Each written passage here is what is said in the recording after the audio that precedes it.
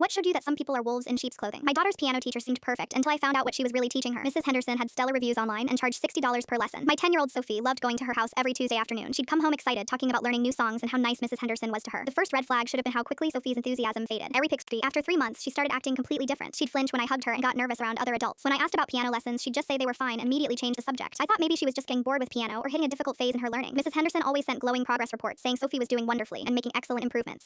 Last Tuesday, I decided to pick Sophie up 30 minutes early from her lesson. I had finished work early and thought it would be nice to surprise her. I knocked on Mrs. Henderson's front door, but no one answered, even though I could hear piano music coming from inside the house. I walked around to the back of the house and peered through the kitchen window. What I saw made my blood boil. Mrs. Henderson was sitting at her kitchen table eating a sandwich while recording Sophie on her phone, but Sophie wasn't playing piano. She was scrubbing dirty dishes at the sink, wearing rubber gloves that were way too big for her hands. I stood there watching in complete shock for another 10 minutes. Sophie finished the dishes, then swept the entire kitchen floor while Mrs. Henderson filmed her and made comments like, "Good girl, work faster and make sure you get under the table." Then Mrs. Henderson pointed to the bathroom and said, "Go clean the toilet now." Sophie nodded and walked toward the hallway carrying a bucket of cleaning supplies. I couldn't believe what I was seeing. This woman had been using my daughter as unpaid household help while I paid her $60 per lesson. I burst through the unlocked back door without knocking. Mrs. Henderson jumped up from her chair and tried shoving her phone into her pocket. Sophie looked absolutely terrified, like she'd been caught doing something terrible. "What the hell is going on here?" I demanded, staring directly at Mrs. Henderson. She started stammering about teaching responsibility and valuable life skills alongside music education. She said modern children needed to learn discipline and respect for their elders. I grabbed her phone before she could hide it completely. The video gallery was packed with dozens of clips of Sophie. Sophie scrubbing bathroom floors, Sophie doing laundry, Sophie washing windows and vacuuming carpets, all while Mrs. Henderson gave orders from behind the camera. Some videos had titles like Free Housework Session 12 and Teaching Bratty Kids Their Proper Place in Society. Sophie whispered, "Mom, she told me you said I needed to learn chores before I could earn piano lessons. She said you were disappointed in me for being lazy at home." My hands started shaking with pure rage. The sick woman had been manipulating my daughter for months, making her think I wanted her to be treated like a servant, using her as free labor while filming it like some twisted power fantasy. I looked Mrs. Henderson straight in the eyes and said, "You have exactly 10 seconds to delete every single video of my daughter or I'm calling the police right now and posting this story on every parent Facebook group in the entire city." She tried arguing that she was actually helping Sophie build character and teaching her valuable lessons about hard work that parents today are too soft to provide. 5 seconds, I said while pulling out my own phone to start recording her panicked face. Mrs. Henderson frantically started deleting videos with tears streaming down her cheeks. Her hands were shaking so badly she could barely work the phone. After she finished, I made her show me the recently deleted folder and watched her empty that completely too. Then I took photos of her teaching license hanging on the wall and got her full legal name from the certificate. That evening I posted detailed warnings about Mrs. Henderson on every local parenting group I could find. I included screenshots of her fake glowing reviews and explained exactly what she had been doing to children. Within hours, my inbox was flooded with messages from other parents. Turns out I wasn't the first mother to discover this. 3 other families contacted me with nearly identical stories about their kids being used as unpaid cleaning staff during expensive piano lessons.